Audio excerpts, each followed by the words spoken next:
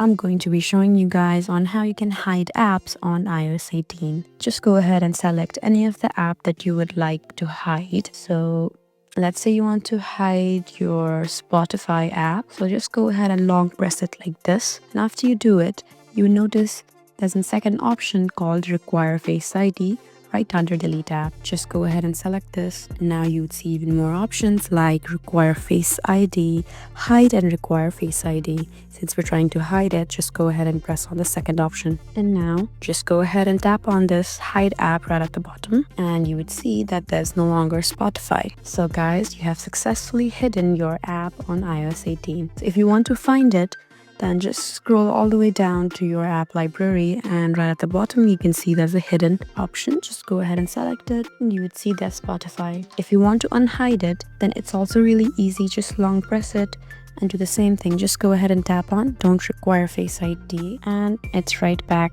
You'd notice that Spotify is right here. I hope this video was helpful for you. If you want more helpful videos like these, then please subscribe to our channel and leave us a comment down below to let us know what sort of videos that you would like. Thank you for watching.